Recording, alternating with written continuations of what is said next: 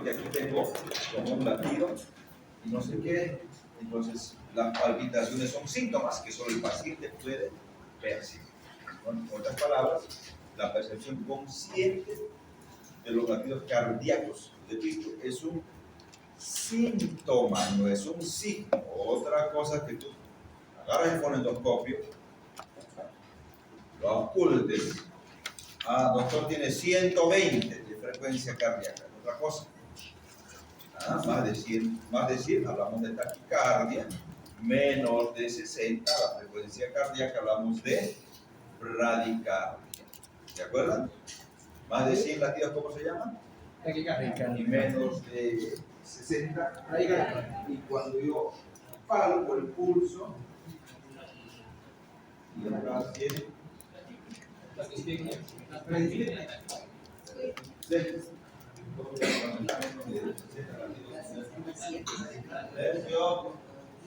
hombre,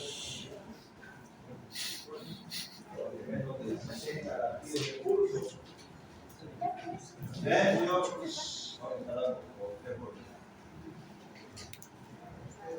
Hombre, usted, menos de 60 latidos de pulso. ¿O vieron? ¿Me entienden?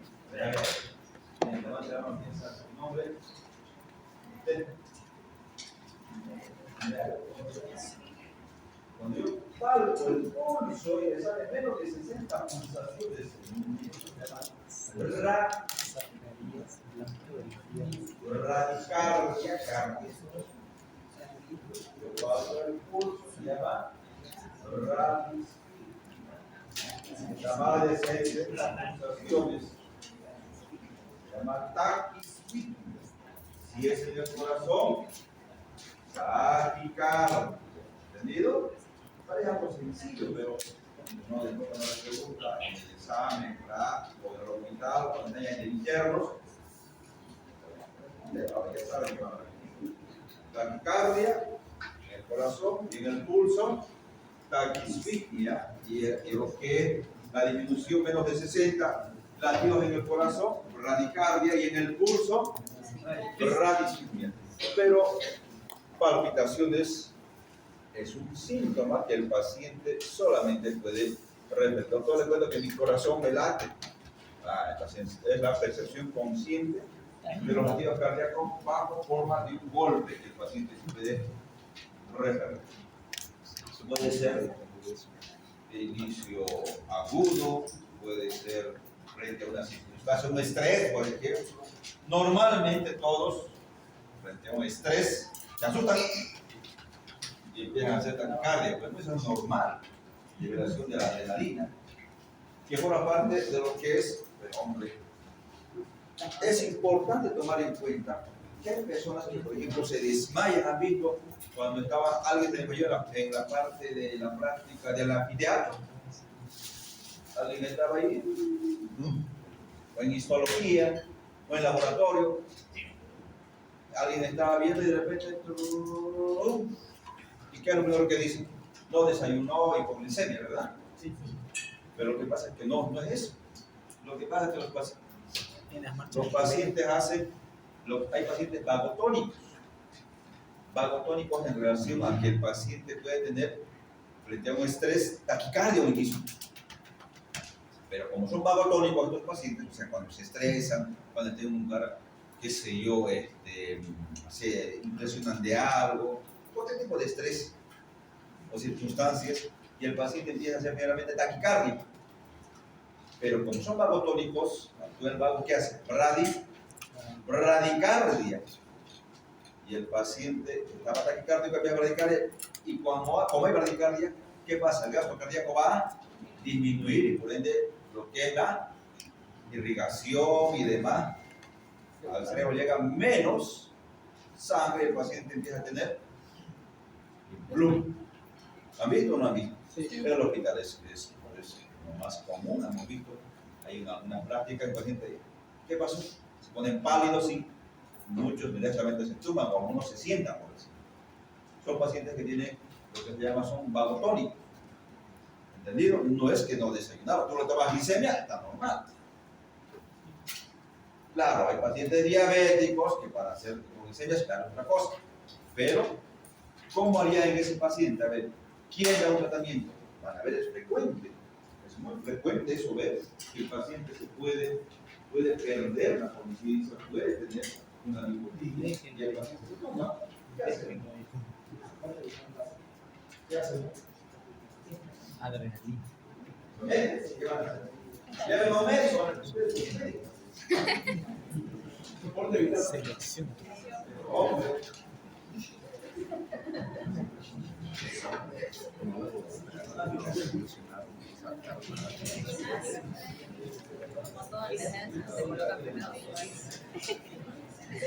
Yo haciendo tareas de otra materia en psicología. Bótelo, doctor. Bótelo. Eso sí era doctor. Te vi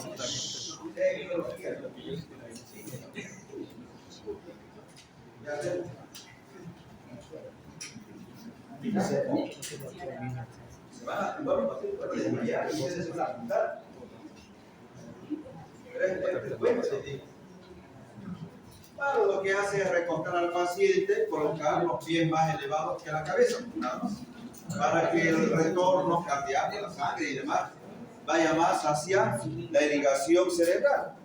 Repito, tú agarras al paciente, se desmaya. Tenés que elevar los miembros inferiores para que el paciente tenga mayor retorno, pues, ¿no?, de sangre, y la sangre vaya a irrigar el cerebro. Van a ver en algunas situaciones, cuando está haciendo una toracocentesis, estamos pinchando y el paciente, estoy pálido, y se tumba el paciente. Ahorita aquí están riendo, pero vamos a ver cuando es un paciente real, hasta puede lastimarse. Imagínate que se tumba, se pueden cambiar hasta la cabeza, se pueden golpear. Ten mucho cuidado, eso es real, ¿no? ¿Cuántos estudiantes se han tumbado en el hospital igual? Van a ver. Entonces, mucho cuidado. ¿Qué se hace? ¿Qué hacemos en esta situación?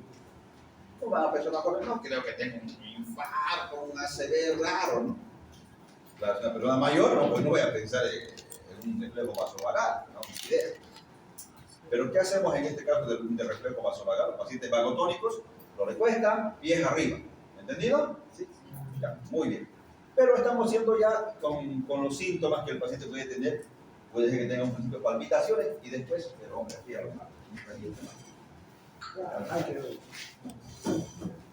Entonces, tenemos que tomar en cuenta eso. Puede empezar por unas palpitas, doctor, primero hasta el corazón y después ya, ¡pum!, tener pérdida de la conciencia. ¿Entendido? Sí. Reflejos vagotónicos. Bueno, muy aparte de eso, también el paciente puede tener algunas alteraciones ya en relación a que pueden ser alteraciones ya que nosotros podemos evidenciar, por ejemplo. Ya habíamos comentado que taquicardia es el incremento de la frecuencia cardíaca más allá de 100.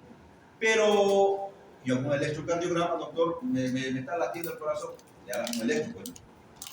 Y el electrocardiograma tú vas a evidenciar, digamos que tiene, por ejemplo, una taquicardia sinusal cuando tiene más o menos más allá de 140 latidos por minuto. Hablamos de taquicardia sinusal. Entonces, una de esas causas de las palpitaciones puede ser una taquicardia sinusal, ante cualquier estrés, cualquier tipo de emoción, hasta la fiebre, pues te incrementa la frecuencia cardíaca, ¿no? Entonces tenemos que tomar en cuenta de acuerdo a algún tipo de situaciones que se pueden dar o antes de considerar eso, normalmente se podría dar esta situación. Otra puede ser una causa de este tipo de palpitaciones, la taquicardia paroxística. Este es un ritmo normal, miren, un ritmo normal. Acá podemos ver un ritmo normal, ritmo sinusal, y de repente empieza con taquicardia paroxística. Podría ser una de esas causas de la palpitación, la taquicardia paroxística, más allá de ¿cuánto? De 200. Ya no hay ni onda. Miren, más de 200 latidos por minuto. Entonces puede ser que este paciente esté en ese ritmo. ¿Cómo sabemos? Electrocardiograma. Es un electrocardiograma. Puede ser que esté con o sin repercusión hemodinámica. ¿A qué se refiere con eso? O sea, ¿qué pasa? de algún electro y resulta que la frecuencia, vamos a ver una clase igual, o dos clases creo de electro entero, para ver bien la interpretación del electrocardiograma. Recordar que más de 200 podría pensar en una taquicardia paroxística o una taquicardia supraventricular también, taquisupra. Si es con compromiso hemodinámico, el paciente va a estar en shock, hipotenso. Cuando hablo de que está en hipotensión, cuando digo que la presión o el pulso está, perdón, la presión está menos de lo normal, hablamos de hipotensión arterial. ¿Cuánto es menos de 90, 60 milímetros de mercurio? ¿Cuánto hablo de hipertensión arterial? Llega a 140. ¿Más de cuánto? 140, 90. Más de 140, 90 hipertensión. Si hablo con repercusión hemodinámica, entonces va a ver que la presión arterial va a estar menos de cuánto crees? Menos de 90. Entonces, ya saben, puede que tenga taquicardia más de 100, bueno, más de 200, y resulta que la presión arterial está normal, el control de un ataque supra sin repercusión hemodinámica. Pero si está menos de 90-60, seguramente va a estar con repercusión hemodinámica. El tratamiento no va a ser el mismo. El tratamiento va a ser muy distinto. Levante la mano, ¿quién quiere hablar? Levante la mano, por favor. ¿Cómo va a ser con repercusión hemodinámica? Repercusión hemodinámica, la presión va a estar menos de 90-60. Si repercusión hemodinámica, la presión va a estar normal. ¿Entiende? Muy bien. A ver, ¿quién levantó la mano? Bien, adelante. ¿Usted? Adelante. Pero si el paciente entra en una supra con una presión hemodinámica y se nos choquea, ¿no sería un shock cardiogénico más que un hipovolémico? Muy bien, ahora sigamos. El tratamiento va a ser distinto. Pero aquí vamos a ver. Usted va a analizar. Se va a responder usted. Bueno, Recordar que el tratamiento no va a ser el mismo en un ataque supra que con o sin repercusión. Si es una taquisupra sin repercusión, podemos hacer un tratamiento, por ejemplo, podemos estimular la región del cuello para que disminuya la frecuencia cardíaca. Otros indican de que se pueden comprimir los globos oculares, otros producir náuseas, para que tratemos de compensar. Son medidas que se podrían usar. Medidas de Valsalva también se podría usar, prácticamente es medidas de Valsalva. O sea, incrementar la presión. Se podría hacer, incrementar la presión, justamente, intraabdominal y para que ocupar, digamos, ¿no? Se podría. Pero si es que no da resultado eso, después estamos sin repercusión dinámica, estamos solamente con taquisupra, presión normal. Yo podría intentar dar otros medicamentos, si es que no me está ayudando esto. Verapamil podría ser amiodarona clásica, que puede usar en taquisupra, y también en una taquiventricular, que te va a ayudar. Entonces, sí, amiodarona es clásico, amiodarona. Pero no voy a usar todavía, digamos, cardioversión si es que me resulta. Generalmente resulta, verapamil o si no, amiodarona. Revierte. Pero si está con repercusión hemodinámica, el paciente puede revertir con cardioversión eléctrica. Hay que hacer cardioversión eléctrica. Esa sería la conducta en este tipo de casos. ¿Se entendió esta parte? Ahora, evidentemente, cualquier, tener en cuenta que cualquier alteración, justamente a lo que su compañero decía, ¿qué está pasando acá? ¿Qué está pasando? El shock puede ser de distinto, digamos, tipo. Puede ser un shock cardiogénico, hipovolémico, un shock de tipo distributivo o un shock obstructivo. ¿Sí? Sí. ¿Estamos de acuerdo? ¿Shock cardiogénico qué está fallando? No, evidentemente la bomba. ¿Qué está produciendo?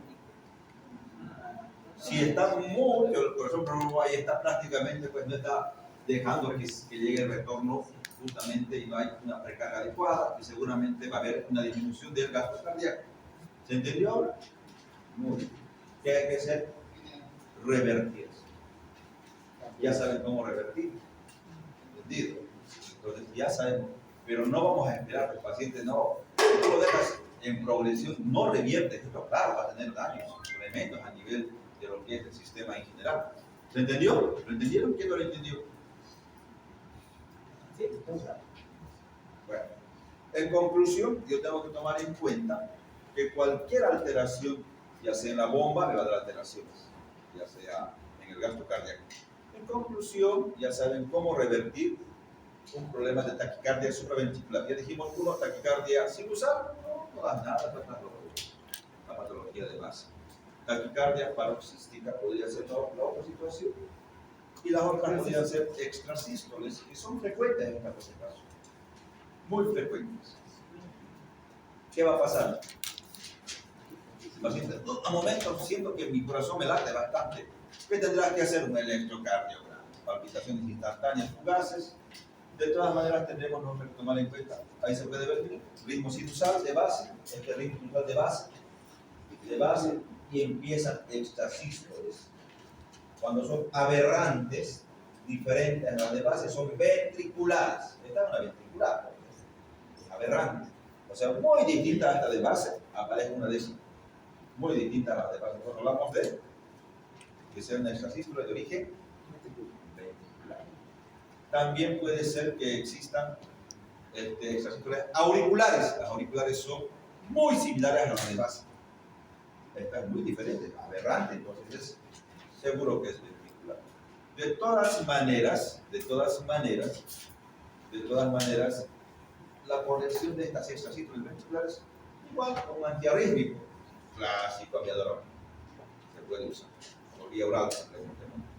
Si es una urgencia, será endovenoso, ¿no? O endovenoso, como se dice.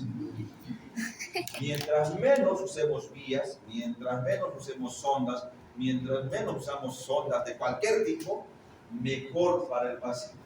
Pero si tú le colocas sonda vesical, nasogástrica, por aquí una vía, otra vía, estás produciendo sobreinfecciones probablemente, o puede llevar a sobreinfecciones. Mientras menos vías, mientras menos sondas, mientras menos todo empleo, menos riesgo de sobreinfección. ¿Entendido? Porque a veces uno quiere colocarle de todo y al final son puertas de entrada para los procesos infecciosos. Y el paciente fiebre, y que fiebre, no mejora. ¿Entendió? Menos sondas y catéteres y vías tenga, mejor. O mientras más antes puede retirarse, mejor. Menos un poco de infección de los pacientes. Bueno, entonces ya sabemos, puede ser con pausa compensadora completa, son las ventriculares. Y cuando no es con pausa compensadora completa, es las auriculares. O sea, depende mucho de la pausa también. Pero ya podemos ver, cuando veamos electro, vamos a ver con más detalle. Síncope, ahí puede ver justamente lo que habíamos comentado. Un paciente puede tener un síncope, puede ver abrupta de lo que es estado de conciencia de forma transitoria. Puede tener este paciente con lo que es una pérdida completa de la cuerda muscular y tumbarse, ¿no? Caer al suelo. Puede ser, en casos extremos, repito, puede ser también que sea un proceso de un problema cardíaco. ¿Quiénes hacen generalmente, por ejemplo, lipotimias, lo que hacen síncope? Pacientes cardiópatas. Imagínense un paciente chagásico, frecuencia cardíaca menos de 60, 40, 30 de frecuencia. ¿Qué va a pasar? Disminución del gasto cardíaco, disminución de lo que es la irrigación cerebral y el paciente un bloqueo completo, bloqueo de tercer grado auriculoventricular puede llevar a esto. Pacientes chagásicos. Pacientes chagásicos pueden tener esto. Y van a ver que tú le tomas la frecuencia cardíaca, pero el doctor tiene 40 de frecuencia. Y va, bueno. ¿Qué requiere el paciente inmediatamente? Estás ahí en la provincia y tienes que mandarlo estás ¿dónde quieren estar? Van del otro lado para la Ciudadanía, digamos, en Roboré, quieres mandarlo a Santa Cruz. ¿Qué haría en ese caso? Está con 40 de frecuencia. Si está disminuido, no va a llegar adecuada sangre al cerebro. Un chagásico. ¿Qué van a hacer? Bueno, mientras lo trasladas, mientras lo llevas, o mientras haces un tratamiento definitivo que es marcapaso, bueno, no queda otra, pues marcapaso. Al final los chagásicos terminan siendo, son radicárdicos, bloqueos completos y demás. Marcapaso, bueno. Monocameral, bicameral, o sea, dependiendo cuántos electrodos tenga, ¿no? En conclusión, vamos a ver si este paciente tiene o no tiene un problema de Chagas. ¿Entendido? ¿Sí? ¿A usted?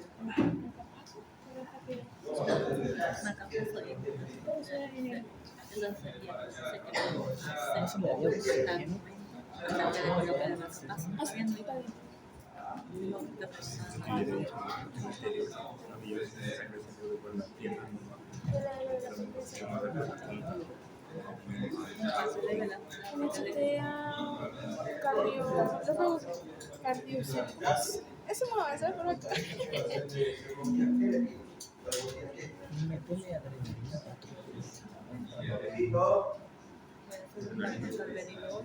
Ya, esa para atrás, ¿qué más?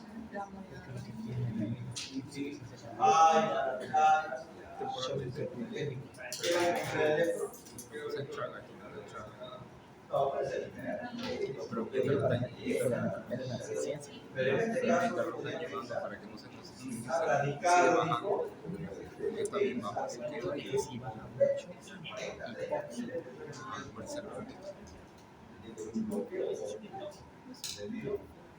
no se olviden, temporalmente a eso.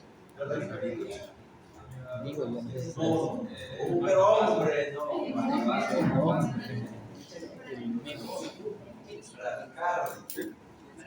La taquicardia,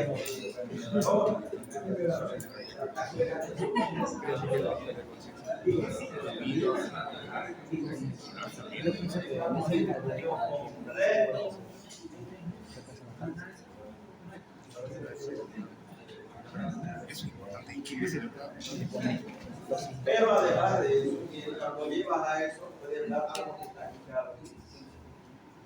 ¿Usted? ¿Qué tal? A ver, ¿cuál? ¿Pero cuál fue? Muy bien, salbutamol puede ayudar. También atropina puede dar. Atropina o carvedilol no. Carvedilol es betabloqueante, ese nos va a radicalizar más. Es betabloqueante. Tendríamos que dar un taquicardizante tipo atropina o un beta 2 tipo salbutamol, clenbuterol, terbutalina, no sé cualquiera de esos. Mientras lo estabilizas, pero sí o sí va a ser definitivo marcapaso. No hay otra cosa, al menos no podemos usar nada más. ¿Me entendió esa parte? Sí. Entonces estamos relacionando lo que el paciente puede tener. Claro, también puede ser un ACV isquémico. Puede ser que el paciente se haga, bueno, un ACV. Cuando veamos la parte neurológica vamos a ver cómo se valora un paciente con un ACV. Seguramente el paciente que tiene un ACV, ¿de dónde va a llegar el trombo? ¿De dónde llega? O sea, ¿qué pasa con ACV? ¿Quién me puede explicar? A ver, ¿dónde está? Levante la mano. A nivel arterial. Ya, pero ¿cómo? ¿Dónde? ¿Qué pasó? A ver, Un trombo mural. ya, un trombo, ¿ya? ¿De dónde? Ventrículo izquierdo. Pero ¿cómo? ¿Qué pasó? ¿De dónde se formó? ¿Por qué llegó ese trombo? Una vegetación. Una vegetación. Tengo una idea, pero no es así. Vegetación en la parte. Ya podría ser, pero ni idea. ¿Alguien más? Por un aneurisma apical a nivel del tubo líquido. Pero, hombre, podría ser. A ver, ¿alguien más?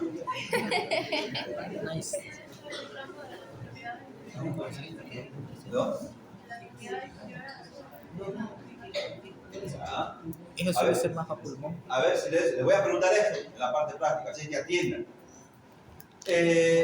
Estamos pensando que podría ser un ACV isquémico, mira, un ACV isquémico, y el paciente se tumbó y lo pillamos ahí en, qué sé yo, en la casa, en el domicilio, estaba duchando y lo encontramos botado ahí, no sé, ahí en la ducha.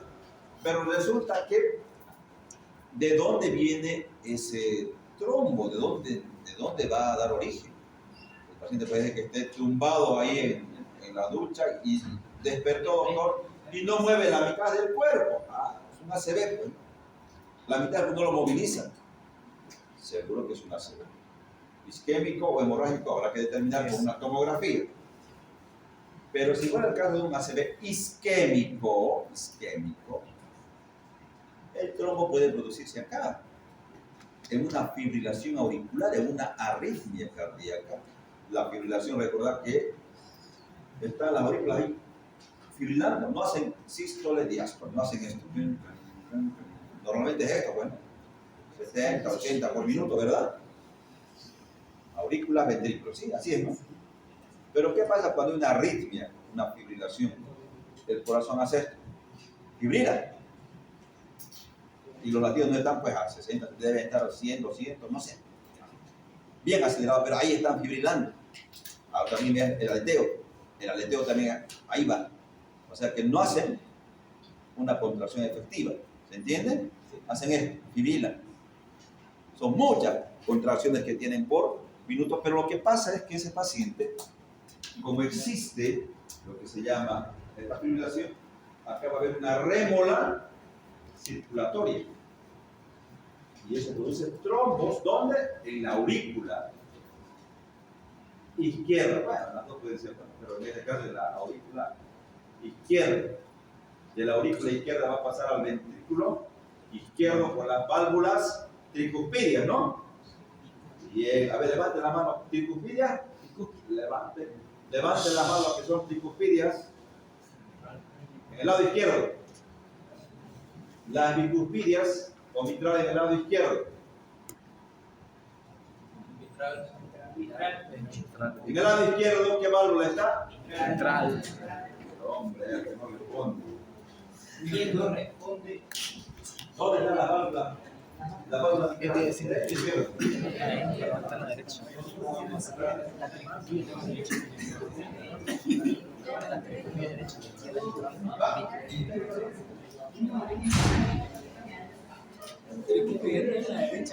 Tricupi es derecho. Por eso dice izquierda. Es que la circulación puede proceder en cada vez. Las válvulas, en el lado derecho las bicuspidias.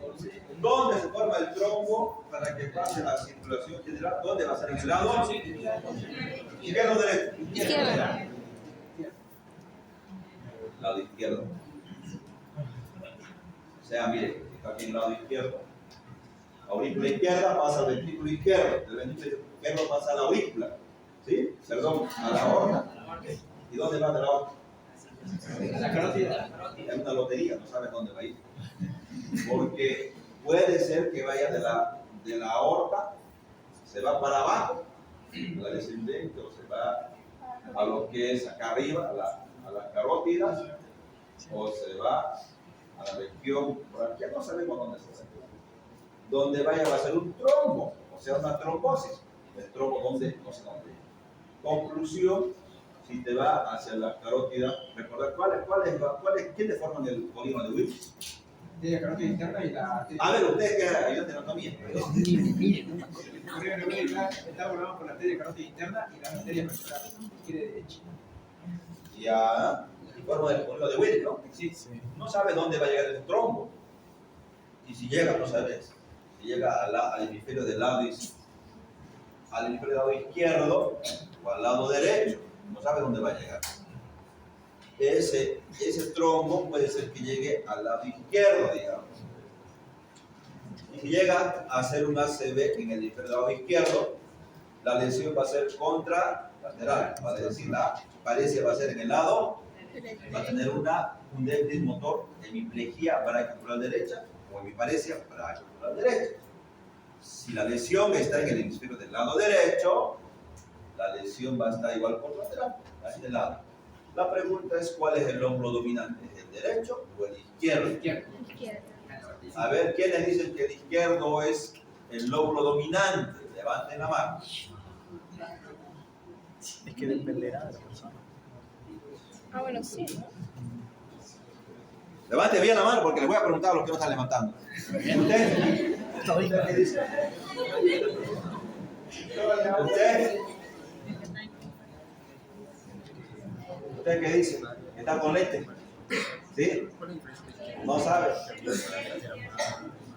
Ya, a ver, escúchenme. El lóbulo dominante ya está bien, baje en el lado hemisferio izquierdo. Si el ACB es el lado izquierdo, el déficit es derecho, contralateral por la disposición de las pirámides. Cuando el paciente tiene un ACV del lado izquierdo, el paciente es afásico, no habla. Es afásico, porque es el lóbulo dominante en la gran mayoría de las personas. Ya saben, cuando vean déficit derecho a este paciente del lado izquierdo, seguramente va a estar afásico. La afasia es la dificultad que el paciente tiene en articular la palabra hablar. ¿Alguien quiere hablar acá? ¿Usted quiere hablar? Los órganos más afectados por las trombosis en el corazón son el cerebro y los riñones.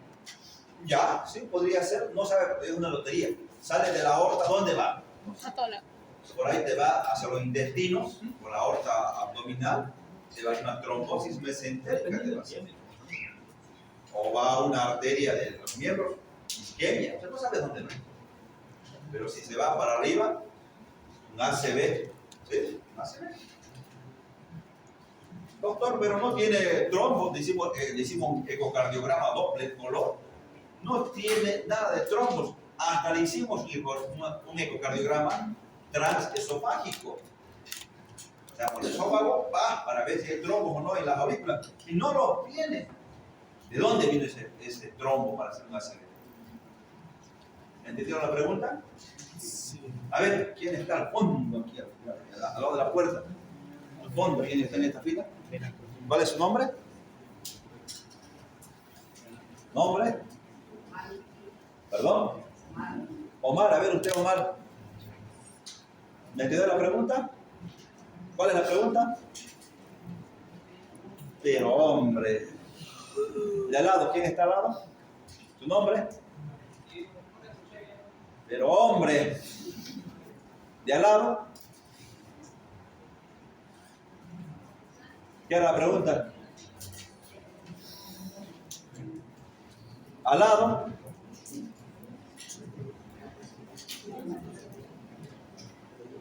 Están distraídos, ¿no? Bueno, la pregunta es la siguiente, repito. A ver, Omar, ¿dónde se producen los trombos, dijimos? ¿En el pulmón? ¿Ah? Adelante, ¿quién está de Omar? Adelante. Visualmente con la espalda. Nombre. ¿Dónde se producen los trombos? ¿Para qué un ACV? ¿En el riñón? Adelante, ¿quién está de Jesús? Nombre. ¿Perdón? ¿Batman? ¿Perdón? ¿Pero qué dijo? Fátima. Pero hombre, a ver, ¿dónde se producen los trombos para que un paciente haga un ACV? Fátima, bien, ¿no? De varón de Fátima. Fátima, ¿dónde se producen los trombos para que un paciente haga un ACV? ¿Quién está delante de Fátima? ¿Perdón? ¿Ilsen? Dilsen. Dilsen.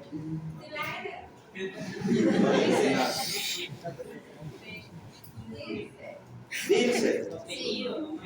Pero hombre, Dilsen. Adelante, ¿dónde se producen los trombos para producir un ACV? En el corazón izquierdo. Muy bien. ¿De dónde? Del corazón izquierdo. De la aurícula izquierda pasa al ventrículo izquierdo. Del ventrículo izquierdo pasa a la aorta y puede irse al cerebro para hacer un ACV. ¿Qué arritmia produce? ILSEC. ¿Qué arritmia produce este tipo de trombos generalmente? Adelante, ¿quién está? ¿Le dice? ¿Nombre? Andrea, vamos. ¿Qué arritmia cardíaca? ¿Ah? Puede ser. Adelante, ¿quién está? ¿Nombre? Joana, ¿qué arritmia podría producir trombos en el corazón? Generalmente. ¿Ah? Adelante, ¿quién está? ¿Nombre? Alejandra, vamos. Adelante, ¿quién está? Adelante, nombre, pues. Noemí. ¿Perdón? Podría ser. Adelante, ¿quién está? ¿Perdón? Luis, ¿qué arritmia? Una fibrilación auricular, un aleteo. Esa es la fibrilación. No hay una contracción efectiva. Ahí están aleteando, están fibrilando las aurículas. La respuesta, ¿dónde está Omar? ¿Cuál es la respuesta?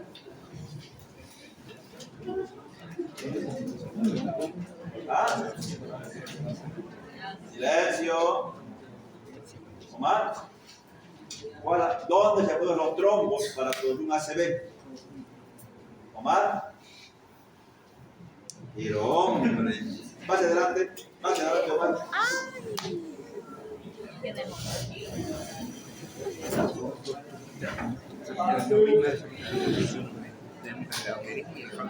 Se forma en la aurícula izquierda, pasa al ventrículo izquierdo. Entonces, tenemos nosotros una arritmia tipo fibrilación. El corazón no está normalmente latiendo. Hace esto, fibrila, ¿verdad? Está fibrilado, está latiendo. ¿Cómo está? No hay una contracción adecuada, entonces, cuando está fibrilando, pues hace una rémora circulatoria y gira la sangre, bla, bla, bla. Esa rémora circulatoria hace que produzca trombos, coágulos. Ese trombo se produce en la aurícula izquierda. Puede pasar de la aurícula izquierda al ventrículo izquierdo y luego a la órbita, al cerebro y al ACV. Pero la pregunta era, doctor, le hicimos ecocardiograma, no tiene trombos, pero tiene ACV. Le hicimos un transesofágico, es mucho mejor para ver la aurícula, no tiene trombos y tiene ACV. ¿De dónde viene ese trombo? Miembros inferiores pueden ser. No, eso te da una tromboembolia pulmonar, nada que ver. A no ser que tenga algo muy raro, te da tromboembolia pulmonar.